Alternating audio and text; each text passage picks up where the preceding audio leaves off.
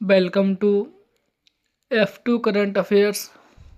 आज 28 जनवरी 2026 से जितने भी करंट अफेयर के क्वेश्चन बनेंगे आज हम इस वीडियो में डिस्कस करेंगे। वीडियो को ध्यान से देखना क्योंकि क्वेश्चन से रिलेटेड जितने भी एक्स्ट्रा फैक्ट होंगे मैं आपको बताऊंगा। चलते हैं क्वेश्चन पर।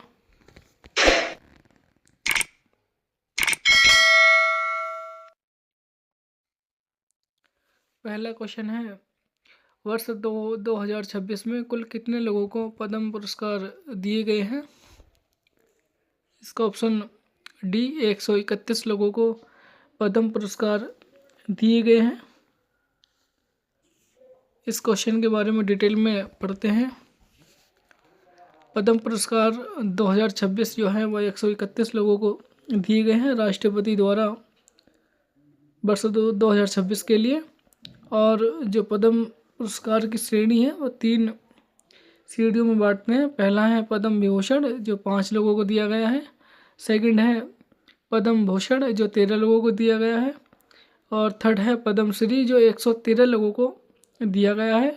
इन 131 पद्म पुरस्कारों में से 16 पुरस्कार मरणोपरांत दिए गए हैं और 19 महिलाओं को सम्मानित किया गया है, ये भी ध्यान में रखना।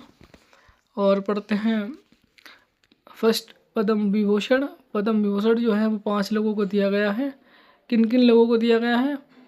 पहला है धर्मेंद्र को, इनको कला के क्षेत्र में दिया गया, ये महाराष्ट्र से है।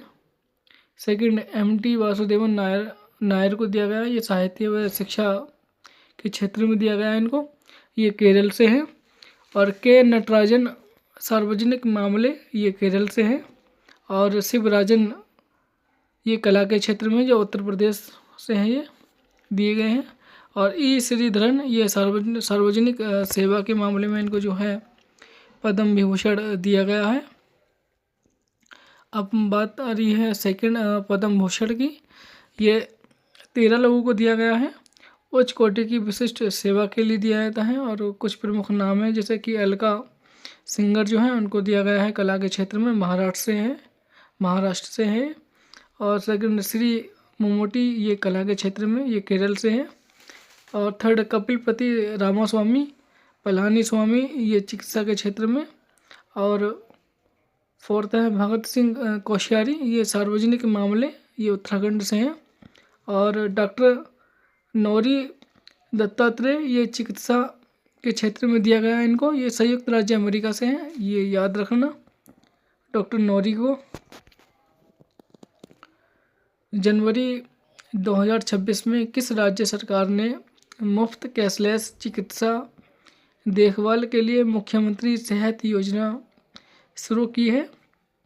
इसका ऑप्शन है सी, पंजाब सरकार ने जो है वो मुख्यमंत्री सेहत योजना स्टार्ट की है। और हाल ही में किस देश ने 23 जनवरी 2026 को आधिकारिक तौर पर वर्ल्ड हेल्थ ऑर्गेनाइजेशन WHO को छोड़ दिया है? इसका ऑप्शन बी, अमेरिका ने जो है वो WHO को छोड़ दिया है। क्यों छोड़ा है इसका रीज़न जानते हैं। पहले WHO के बारे में पढ़ लेते हैं। वर्ल्ड हेल्थ ऑर्गेनाइजेशन WHO जो है वो संयुक्त राष्ट्र UN की एक विशेष एजेंसी है जो वैश्विक हेल्थ और सिक्योरिटी के लिए काम करती है। और इसकी जो स्थापना हुई थी वो 7 अप्रैल 1948 को। और हेडक्वार्टर जो है WHO का वो जिनेवा स्विट्ज़रलैंड में है। और इसके महानिदेशक जो है वो डॉक्टर टेड्रोस एडनोम है। और इसमें जो सदस्य देश हैं वो 193 देश शामिल हैं WHO में। और भारत सदस्य बना 12 जनवरी 1948 को। जब भारत संस्थापक सदस्य है तभी पहले 12 जनवरी 1948 को ये शामिल था। अमेरिका का WHO से बाहर होना क्यों बाहर हुआ? क्योंकि कारण है कि अमेरिका के अनुसार अमेरिका ने ये कहा है कि WHO बीमारियों को रोकने में जानकारी साझा करने में असफल रहा है अमेरिका। उसने और कानूनी अधिकार भी है। WHO के संविधान के अनुच्छेद 7 के तहत कोई भी देश WHO से बाहर जा सकता है या हो सकता है। सूर्य के भीतर मौजूद चुंबकीय क्षेत्रों का पहला 3D मानचित्र किस संस्थान के वैज्ञानिकों ने तैयार किया है? इसका ऑप्शन सी है, IIT कानपुर के वैज्ञानिकों ने जो है वो सूर्य के भीतर मौजूद चुंबकीय क्षेत्रों का पहला 3D मैप बनाया है, रेडी किया है।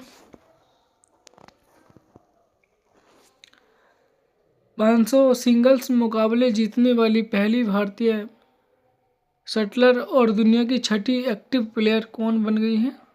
इसका ऑप्शन है सी, PV सिंधु जो है वो 500 सिंगल मुकाबले जीतने वाली पहली भारतीय बन गई है। और गणतंत्र दिवस परेड 2026 में पहली बार किन स्वदेशी श्वान इंडिजिनस डॉग ब्रीड्स नस्लों को शामिल किया गया है? इसका ऑप्शन है डी, उपरोक्त सभी। मुघोल हाउंड और रामपुर हाउंड, सेकंड चिप्पी पराई और कोंगू हाउंड, और थर्ड है कोम्बाई और राजापलायम। ये तीनों जो हैं वो परेड में पहली बार शामिल किए गए थे। Times Higher Education THE World University ranking by subject 2026 में टॉप 100 में जगह बनाने वाली एकमात्र भारतीय संस्थान कौन सा है? इसका ऑप्शन ए है, IISc बेंगलोर ने जो है 100 टॉप में जगह बनाई है टाइम्स हायर एजुकेशन में। पूर्वी तट रेलवे ने सुरक्षा निगरानी के लिए विशाखापट्टनम रेलवे स्टेशन पर कौन सा AI आधारित रोबोट तैनात किया है? इसका ऑप्शन है बी, ASC अर्जुन को जो है वो विशाखापट्टनम रेलवे स्टेशन पर AI आधारित रोबोट तैनात किया गया है।